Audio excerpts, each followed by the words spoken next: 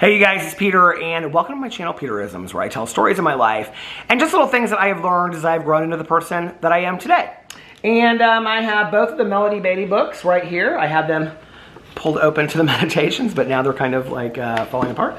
So anyway, from Journey to the Heart, the meditation for today is called Embrace Life's Mystery. And in the language of letting go, which is my favorite meditation book of life, it is called Loving Ourselves Unconditionally. Oh wow, it's a really long meditation. I think we'll read that one today because I want to read a long meditation, and I really like the title of this one. Loving Ourselves Unconditionally, May 25th. Love yourself into health and a good life of your own. Love yourself into relationships that work for you and the other person.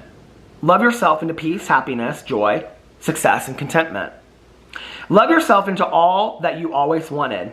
We can stop treating ourselves the way others treated us if they behaved in a less than healthy, desirable way. If we have learned to see ourselves critically, conditionally, and in a diminishing and punishing way, it's time to stop. Other people treated us that way, but it's even worse to treat ourselves that way now. Loving ourselves may seem foreign, even foolish at times. People may accuse us of being selfish. We don't have to believe them. People who love themselves are truly able to love others and let others love them. Wow. People who love themselves and hold themselves in high esteem are those who give the most, contribute the most, and love the most. How do we love ourselves? By forcing it at first, by faking it if necessary, by acting as if, by working as hard at loving and liking ourselves as we have at not liking ourselves. Explore what it means. That's a powerful statement.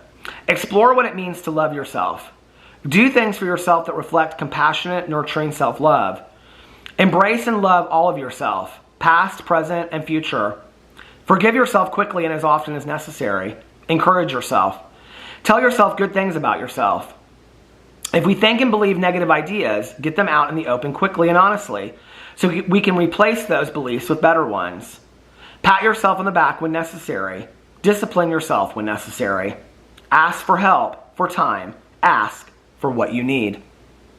Sometimes give yourself treats. Do not treat yourself like a pack mule, always pushing and driving harder. Learn to be good to yourself. Choose behaviors with preferable consequences. Treating yourself well is one. Learn to stop your pain, even when that means making difficult decisions. Do not unnecessarily deprive yourself. Sometimes give yourself what you want, just because you want it. Stop explaining and justifying yourself. Wow, powerful. When you make mistakes, let them go. We learn, we grow, and we learn some more. And through it all, we love ourselves. We work at it, then work at it some more. One day, we'll wake up, look in the mirror, and find that loving ourselves has become habitual. We're now living with a person who gives and receives love because that person loves him or herself. Self-love will take hold and become a guiding force in our life. Today I will work at loving myself. I will work as hard at loving myself as I have at not liking myself. Help me let go of self-hate and behaviors that reflect not liking myself. Help me replace those with behaviors that reflect self-love. Today, God, help me hold myself in high self-esteem. Help me know I'm lovable and capable of giving and receiving love. Wow. Really powerful meditation. And I have to say, I don't know why this is my first thought, but if you had asked me before I read this meditation about unconditionally loving myself, I would say, I don't think that I'm quite there yet. I'm working on it and I'm really close. But after reading this meditation, I feel like I have so much work to do on really unconditionally loving myself and forgiving myself for past mistakes. It's interesting to me when people talk about regret. I remember in having a last conversation with my mom and asking her about regret. And she said, at the end of your life, it's not the things you did that you regret, it's the things you never tried. I always remember that. I'm not somebody that says I have no regrets. I do have regrets. I have lots of regrets. I have lots of things I wish I had done differently in my life. I have lots of things I'm not proud of. Those are many of the reasons why I continue to work on myself to grow today. I think if I didn't have those regrets and I hadn't made those choices at those times, I don't know that I would feel that I needed to work on anything today. I would feel like, well, you're a great person and you have really nothing to work on, And so I think when I look back on myself and I think, okay, well, How was it okay for you to be this person at this time, or talk in that manner, or, you know, talk to this person that way, or treat this person a certain way, or whatever. Like, I look back on that and I think, whether that was 10 years ago, 20 years ago, 5 years ago, whatever, and that's why it's important for me to do a daily inventory every day and take a look at what was my behavior today. When I look at that, those regrets of who I was keep me grounded in the fact that at that time, that was who I was. That doesn't necessarily mean that's who I am today, but a lot of work has had to occur to make me change. People don't just change overnight. You know, it's interesting to me, you know, covering drama, when people just say, well, I'm changed, I'm a different person today. Well, what changed you? What made you a different person? I don't know for you, but for me, shoving my face in those regrets, shoving my face in those poor mistakes that I made, and all of that kind of stuff is really today what makes me want to grow and change and do the work. Having to force myself to look at that and say, I don't want to be that person, I want to be a different person, and then doing the work allows me to forgive myself, allows me to say, and not just say, well, you know, you were young, so it's excusable, or whatever, but to say, you deserve forgiveness. You know, and like I just read in another video of mine, the definition of forgiveness with Oprah that I read in here the other day. It's not saying that what you did at that time was okay. It's saying, what are you going to do about it now so that you don't get held hostage to what happened in the past? That's forgiving yourself, right? Well, part of that is saying, okay, maybe what you did in the past wasn't okay, but don't hold yourself to that standard for the rest of your life, you know? If you used to not talk to people very nicely, or if you used to be rude, or you used to lead with anger, you know, or rage, because I did for many years, you know? I was very reactionary. I've talked a lot about it in videos.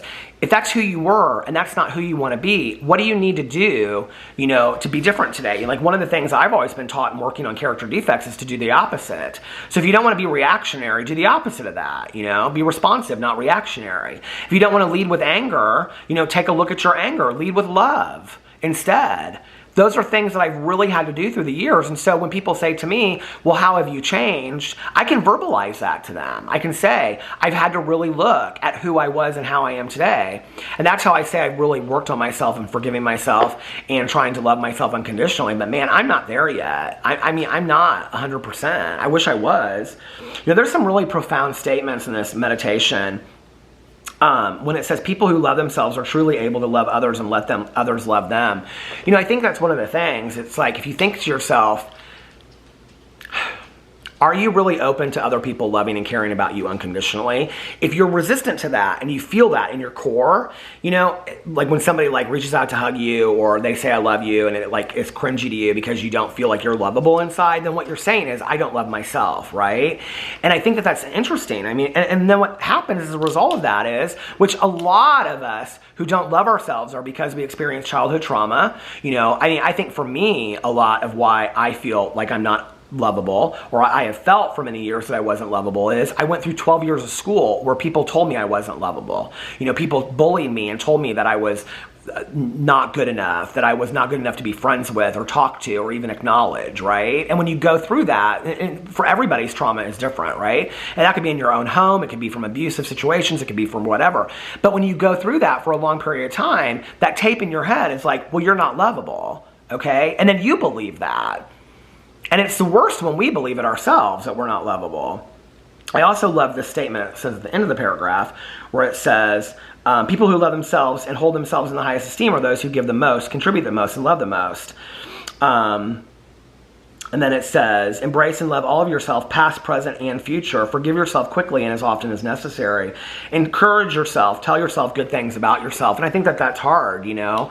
I can remember when I worked in treatment, we used to do this exercise with the patients where we would have them look in a mirror and say things like, you are a good person, you are a good spouse, you're a good child, you know, you are a good mother, you're a good father, you know, on and on, you're a good friend. Try that sometime. It's hard. It's hard to look in a mirror and say, you're a good son, you're a good friend. I can tell you, if you do it and you go over there and all the roles that you play, for me, a husband, a friend, you know, a dog father, a neighbor, a whatever, you know, all the things. If you look in the mirror and you say that, the one thing that is the hardest for you to say is the one thing that you don't believe the most. And that's probably a pretty good place to start with where you don't love yourself. You know, if you go through it and it gets to the point where you say, like, I'm a good son, and you kind of like can't get it out and say it, or you don't really believe it, or you kind of like shift and don't look in the mirror when you're saying it, what you're saying is, I don't really believe I've been a good son through the years, or I don't really believe I've been a good daughter through the years. Well, why don't you believe that? Where is that tape in your head that's telling you that you haven't been a good child to your parents, you know, or that you haven't been a good spouse to your spouse, like, or a good sibling to your other brothers and sisters? Like, where is that in your head that you believe that? And that's where it starts, you know? I don't know, for me, I feel like life is so short. We're here but for a minute, and we deserve to have the best life possible. I really want to be able to, for me to really enjoy life and to embrace love means, according to this meditation, and also from many things that I've heard and read through the years, whether it be in songs or movies or books or whatever, is that I have to be open to loving myself first, you know? It's like the coin that I got when I got out of treatment that said you must first be a value to yourself before you can be a value to somebody else. I must first be able to love myself before I can love somebody else, you know? And I think it's vital. So if we're standing in the way of our own love and we're standing in the way of our own success, we got to get out of the way, and we got to work on that. We got to work on starting to love ourselves more. This was a fantastic meditation today. I love this.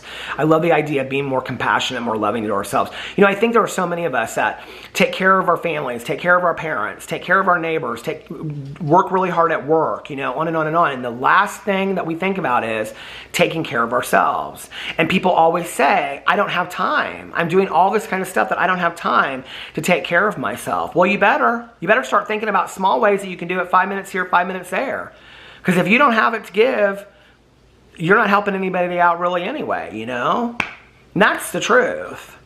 And I don't know, I think it's really important for us to love ourselves. So I'm going to work harder at it. I'm going to work harder at it, and I want you to too. Anyway, I love you guys, and I will see you tomorrow. Bye.